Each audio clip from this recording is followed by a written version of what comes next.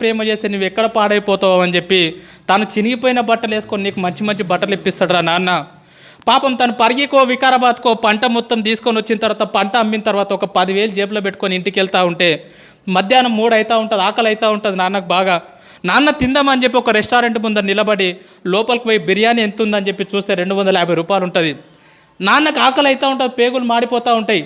అరే నేను ఈ పూట 250 రూపాయలు పెట్టి బిర్యానీ తింటే నా ఒక్కరి కడుపు నిండుతుంది, అదే ఇంటికి ఏమన్నా తీసుకుపోయినా అనుకో నా పిల్లలు కూడా హ్యాపీగా తింటారని చెప్పి తన కడుపు మార్చుకొని ఇంటికి మీ నాన్న వస్తాడు బాస్.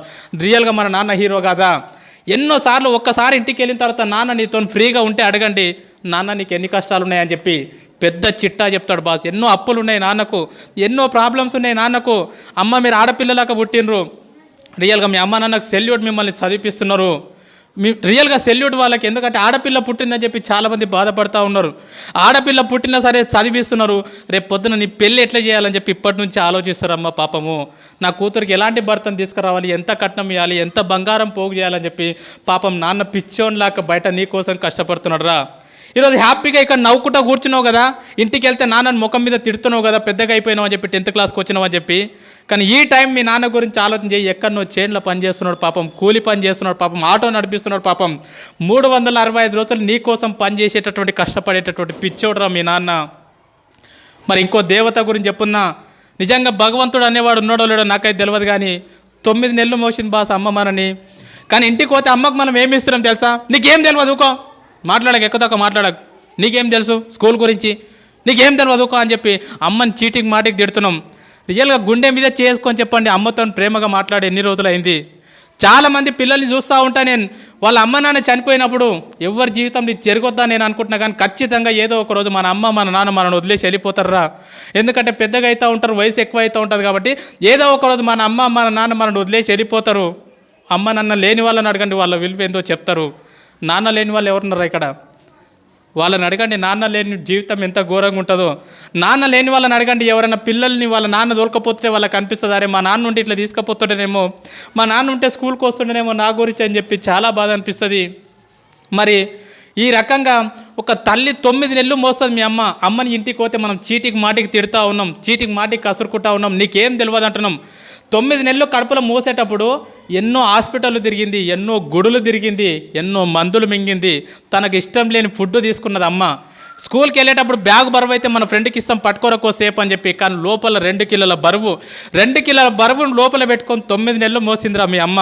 ఆడపిల్లవో తెలియదు, మగపిల్లగాడవో తెలియదు, అందంగా ఉన్నవో తెలియదు, వికారంగా ఉన్నవో తెలియదు, పుట్టిన తర్వాత వాళ్ళని చూసుకుంటావో తెలియదు, చూసుకోవో తెలియదు. కడుపులో ఉన్నప్పుడు ప్రతిరోజు మురిసిపోయింది, నా కొడుకు ఇట్లుంటాడేమో, నా కూతురు ఇట్లుంటుందేమో అని చెప్పి. 8 నెలల టైం లోపల నువ్వు ఆడుతూ ఉంటే అమ్మ పేగును గట్టిగా తన్నినప్పుడు విపరీతమైనటువంటి నొప్పి. లేచి ఒక్కసారి కన్నీళ్ళు దూడ్చుకొని పక్కకు నాన్న ఉంటే నాన్న నిద్రలకెళ్ళి లేపి లోపల బాబా ఆడుకుంటున్నారు తెలుసా, లోపల పాప ఆడుకుంటుంది తెలుసా అని చెప్పి మురిసిపోయిందిరా మీ అమ్మ. 9 నెలలు నిన్ను మోసిన తర్వాత ఈ ప్రపంచం లోపలికి నిన్ను తీసుకొచ్చేటప్పుడు మీ అమ్మ నిన్ను ఈ ప్రపంచం లోపలికి ఎట్లా తీసుకొస్తుంది తెలుసా?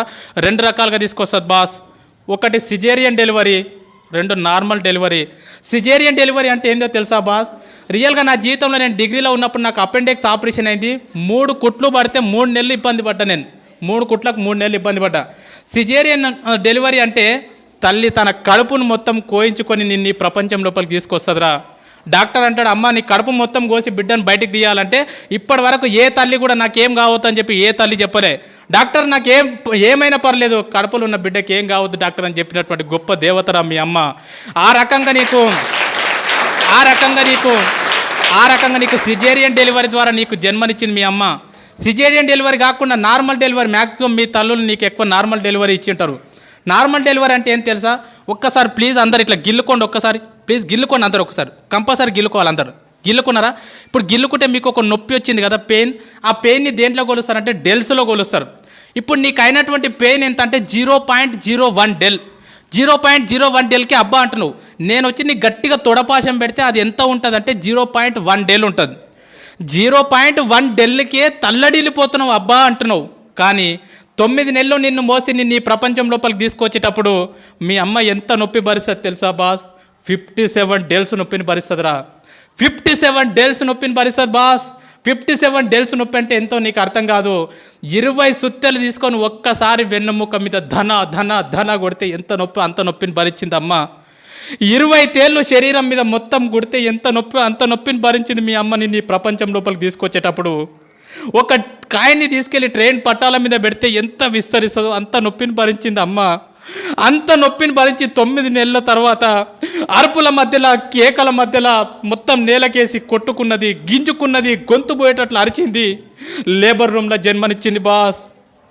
నువ్వు బయటికి వచ్చిన తర్వాత నువ్వు రక్తపు మడుగులో ఉంటే డాక్టర్ నిన్ను బ్లౌజులతో పట్టుకుంటే అమ్మ మాత్రం నిన్ను డైరెక్ట్ తీసుకొని పాపం ముద్దాడిందిరా. రక్తం మధ్యలో ఉన్నటువంటి నిన్ను తీసుకొని మల్లె పువ్వులాక చేసి పెంచి పెద్ద చేసింది బాస్. తను నిన్ను పెద్దగా చేస్తుంటే ఎన్నోసార్లు తను పక్కకు తను తింటుంటే ఎన్నోసార్లు మూత్రం చేసినావు, ఎన్నోసార్లు బాత్రూమ్ చేసినావు. ఒక్కరోజు కూడా విసుక్కోకుండా తను తినేది పక్కకు పెట్టి అల్లారు ముద్దుగా పెంచి పెద్ద చేసిందిరా అమ్మ నిన్ను. అలాంటి అమ్మకు మనం ఏమి ఇస్తున్నాం? నీకేం తెలియదు పో. సపోర్ట్ చేయకుండా ఉండు. నువ్వు ఎక్కువ తక్కువ మాట్లాడకు. నువ్వు నీ బెస్ట్ ఫ్రెండ్ని ఒక మాటను వాడు రేపటి నుంచి నీతో మాట్లాడతాడు. మన బెస్ట్ ఫ్రెండ్ని ఒక మాట అంటే వాడు రేపటి నుంచి మనతో మాట్లాడాడు. మరి అమ్మని రోజు అన్ని మాటలు అంటున్నా కూడా ఎట్లా భరిస్తుంది ఒకసారి ఆలోచన చేయండి. ఎన్ని మాటలు అన్నా కూడా, నువ్వు ఎన్ని బాధలు పెట్టినా కూడా ఈ ప్రపంచం లోపల మళ్ళీ నిన్ను అంతే ప్రేమగా చూసే దేవత ఎవరంటే మీ అమ్మనే బాస్, మీ అమ్మనే బాస్. ఎందుకంటే చాలామంది పిల్లల్ని బయట నేను చూస్తూ ఉన్నా, అమ్మ నాన్న ఉన్నప్పుడు వాళ్ళని పట్టించుకోరు. వాళ్ళు చచ్చిపోయిన తర్వాత ఇక తీసుకుపోయేటప్పుడు అక్కడ పాతి పెట్టేటప్పుడు వాళ్ళ కాళ్ళని పాలతో కడుక్కుంటా, నెయ్యితో కడుక్కుంటా, నీళ్ళతో కడుక్కుంటా, అమ్మ నువ్వు అంటే నాకు ఇష్టం అమ్మ, ఐ లవ్ యూ అమ్మ, ఐ లవ్ యూ నాన్న అని చెప్పి వాళ్ళు చచ్చిపోయిన తర్వాత గొంతు చించుకొని అరుస్తూ ఉంటారు, నువ్వు అంటే నాకు ఇష్టం అమ్మ అని చెప్పి. వాళ్ళు చచ్చిపోయిన తర్వాత నువ్వు చూస్తే, నువ్వు ఏడిస్తే వాళ్ళకి తెలుస్తుందా? చచ్చిపోయిన తర్వాత అమ్మ నువ్వు నాకు అంటే ఇష్టం అంటే వింటదా? చచ్చిపోయిన తర్వాత వింటారా బాస్? చచ్చిపోలేదు కదా, బతికే ఉన్నారు కదా, మీకోసం 365 రోజులు కష్టపడుతున్నారు కదా. ఈరోజు ఇంటికి వెళ్ళిన తర్వాత చెప్పండి, అమ్మ నువ్వు అంటే నాకు చాలా ఇష్టం అమ్మా, నన్ను ఎట్లా కన్నావమ్మా, అసలు నేను ఎంత లక్కీ అమ్మా, నా కోసం ఎంత కష్టపడుతున్నావు అమ్మా అని చెప్పి. అమ్మకి ఎన్నిసార్లు థ్యాంక్స్ చెప్తున్నారు, ఎవరు చెప్పట్లే అమ్మకి థ్యాంక్స్. అమ్మకు నువ్వు థ్యాంక్స్ అని చెప్తే కూడా అర్థం కాదు. మరి మన కోసం ఇంత కష్టపడి మనని ఈ ప్రపంచం లోపలికి తీసుకొచ్చినటువంటి మన అమ్మ నాన్నని మనం సంతోషపెట్టాలంటే మనం చేయాల్సినటువంటి చిన్న పని మంచిగా చదువుకోవడమే. నువ్వు ఈరోజు మంచిగా చదువుకొని అన్ని పాస్గా ఇదే టీచర్లు మీ ఊరికి వచ్చినప్పుడు అబ్బా నీ కొడుకు బాగా పాస్ అయింది అమ్మ, నీ కూతురు బాగా పాస్ అయిందంటే ఆ నొప్పిని మొత్తం మర్చిపోతుందిరా అమ్మ. అరే నా కొడుక నా కూతురు, అరే సారులు గొప్ప చెప్పారు అని చెప్పి. ఆల్రెడీ అమ్మ కడుపు కోతబెట్టి ఈ ప్రపంచం లోపలికి వచ్చినాం. రేపు పొద్దున కాలేజ్ చేస్తుంటేనో ఇంకేదో చేస్తుంటేనో ఎవరో పరిచయం అయ్యారని చెప్పి ముఖం తెలియని వాళ్ళతో ఇంట్లోకి వెళ్ళిపోయి అమ్మ నాన్న గుండెల మీద దాన్ని వెళ్ళిపోవద్దురా. ఎంతమందిని చూస్తున్నాం బయట, యూట్యూబ్లో చూస్తున్నాం, దాంట్లో దీంట్లో చూస్తున్నాం. ఎవరో ముఖం తెలియనోడు పరిచయం అయితే 2 సంవత్సరాల పరిచయానికి అమ్మ నాన్నని కాదంటున్నారు. వద్దుపో, మీరు వద్దు, నాకు వీడే కావాలి. ఎంత బాధ ఉంటుంది పాపం. 9 నెలలు మోసి అంత నొప్పి భరించి ఈ ప్రపంచంలోకి తీసుకొచ్చినటువంటి ఒక కూతురు నువ్వు వద్దుపో నాకు వీడు కావాలని చెప్పి గుండెల మీద తన్ని వెళ్ళిపోతుందంటే ఆ తల్లిదండ్రులకు ఎంత బాధ ఉంటుందో ఆలోచన చేయండి. నా నంబర్ 1 స్కూల్లో చదువుతున్నటువంటి ప్రతి అమ్మాయికి ప్రతి అబ్బాయికి చేతులు ఎత్తి నమస్కరించి చెప్తున్నా, జీవితంలో మీ పెళ్లి చేసే అదృష్టం మీ అమ్మ నాన్నకి ఇవ్వండిరా. మీ పెళ్లి చేసే అదృష్టం మీ అమ్మ నాన్నకి ఇవ్వండి. రేపు పొద్దున మీ పెళ్లి చేసే టైంకి ఊరు తిరగాలి నీకోసం, నా కూతురుకు అబ్బాయి కావాలని చెప్పి, నా కొడుకుకు అమ్మాయి కావాలని చెప్పి ఊరు తిరగాలి. అంతేగాని ముఖం తెలియనుతో నువ్వు వద్దు అని చెప్పి అమ్మ నాన్నను వదిలేసి మాత్రం వెళ్ళిపోకండి. అమ్మ నన్ను వదిలేసి వెళ్ళిపోయినాం అనుకో బాస్, వేస్ట్. నన్ను అడిగితే చాలా వేస్ట్. ఎంతోమంది చేస్తూ ఉన్నారు బయట, వాళ్ళకి తెలియదు ఇంపార్టెన్స్. సరే ఈ ఎగ్జామ్లో బాగా కష్టపడతాం, చదువుకుంటాం, ఇంట్రెస్ట్ పెట్టి ఈ ఫైర్ నీకు అర్థమైంది. ఇన్ కేస్ నువ్వు ఎంత కష్టపడి చదువుకున్నా రేపు పొద్దున యాన్యువల్ ఎగ్జామ్ అప్పుడు నీ హెల్త్ బాగాలేకనో సంథింగ్ ఏదో ఫెయిల్ అవుతావు. ఒక్కొక్కసారి ఫెయిల్ అవుతాం. ఫెయిల్ అయితే వేస్టా? కాదు. మరి మా 10 పాయింట్స్ తెచ్చుకోమన్నాక తెచ్చుకోండి, మ్యాక్సిమం ప్రయత్నం చేయండి. అనుకోకుండా కనుక ఫెయిల్ అయినారనుకో, దయచేసి చెప్తున్నా, మన లైఫ్లో సూసైడ్ అనే మాట ఉండొద్దు. సూసైడ్ చేసుకోవద్దు. ఎందుకంటే మనం చచ్చిపోయినాం అనుకో బాస్, నువ్వు ఫెయిల్ అయినావు అని చెప్పి సూసైడ్ చేసుకుంటే ఈ స్కూల్కి నీకంటే మంచి స్టూడెంట్ వస్తాడు, నీ ఫ్రెండ్కి మంచి ఫ్రెండ్ దొరుకుతాడు, కానీ మీ అమ్మ నాన్నకు మళ్ళీ ఇలాంటి కూతురు ఇలాంటి కొడుకు దొరకడరా. అందుకే ఒక్క విషయం బాగా గుర్తుపెట్టుకోండి, లైఫ్లో ఎన్ని కష్టాలు వస్తే ఫ్యూచర్ అంత బాగుంటుంది, లైఫ్లో ఎన్ని ప్రాబ్లమ్స్ వస్తే నీ భవిష్యత్ అంత బాగుంటుంది. చాలామంది పిల్లలు అంటారు, సార్ మా ఇంట్లో ఫుల్ ప్రాబ్లమ్స్ ఉన్నాయి సార్, అసలు వేస్ట్ సార్ అంటారు. మనము హాస్పిటల్కి వెళ్ళినప్పుడు, హార్ట్ హాస్పిటల్కి వెళ్ళినప్పుడు ఈసీజీ తీస్తారు కదా, ఈసీజీ తీసినప్పుడు ఇట్లా వస్తుంది, అది లైన్ చూసిరా, సినిమాలో చూపిస్తారు, టొయ్ టొయ్ టొయ్ టొయ్ అని వస్తుంది. అట్లా రాకుండా టొయ్ అని వచ్చిందంటే దాని అర్థం ఏంది? చచ్చిపోయిండని అర్థం. మిత్రమా, నీ జీవితం లోపల కూడా కష్టాలు లేకుండా కన్నీళ్ళు లేకుండా జీవితం ఇట్లా సాపిగా సాగిపోతుందంటే నువ్వు చచ్చిపోయినటువంటి శవంతో సమానం. నీ జీవితం లోపల కూడా కష్టాలు వస్తున్నాయి, సుఖాలు వస్తున్నాయి, కన్నీళ్ళు వస్తున్నాయి, ఒడిదుడుకులు వస్తున్నాయి, ఫెయిల్ అవుతున్నాం, పాస్ అవుతున్నాం అంటే నువ్వు బతికున్నావని అర్థం మిత్రమా, బతికున్నావని అర్థము, బతికున్నావని అర్థం. స్వామి వివేకానంద అంటాడు, కెరటాలు నాకు ఆదర్శం, పైకి లేస్తున్నందుకు కాదు, కింద పడ్డ ప్రతిసారి పైకి లేస్తున్నందుకు. ఎన్నిసార్లు ఫెయిల్ అవుతున్నాం అనేది ఇంపార్టెంట్ కాదు, ఫెయిల్ అయిన ప్రతిసారి మళ్ళీ పాస్ కావడానికి ప్రయత్నం చేస్తున్నామా లేదా అనేది ఇంపార్టెంట్. 10 సార్లు ఫెయిల్ అయినా సరే 11వ ప్రయత్నం చేయండి, అదే నిజమైనటువంటి చదువు. నన్ను అడిగితే ఫెయిల్ అయితే బాధపడొద్దు, సబ్జెక్ట్ పోతే బాధపడొద్దు, ఎందుకంటే జీవితం అనేది చాలా నేర్పుతుంది. అడగండి మీ టీచర్లను, ఎప్పుడన్నా ఫ్రీగా ఉన్నప్పుడు, సార్ మీరు ఎప్పుడన్నా ఫెయిల్ అయినరా? ఖచ్చితంగా ఏన్నో ఒక దగ్గర ఫెయిల్ అయినామని చెప్తారు వాళ్ళు, ఖచ్చితంగా ఫెయిల్ అయినరు.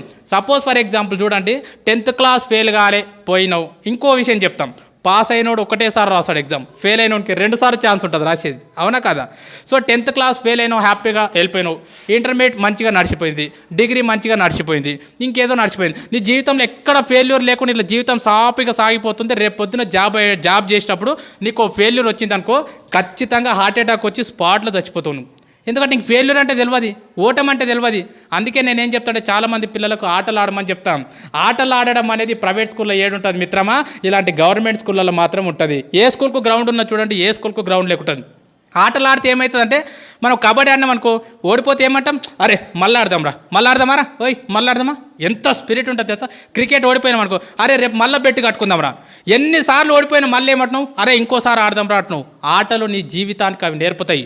ఎన్నిసార్లు ఫెయిల్ అయినా సరే మిత్రమా, బాధపడకు, కన్నీళ్లు పెట్టుకోకు, మళ్ళీ లేచి ప్రయత్నం కొనసాగించు. నా దృష్టిలో ఫెయిల్ అయితే ఫెయిల్ అయినట్లు కాదు, ఫెయిల్ అయిన తర్వాత పాస్ కావడానికి ప్రయత్నం చేయకపోతే నువ్వు ఫెయిల్ అయినట్లు.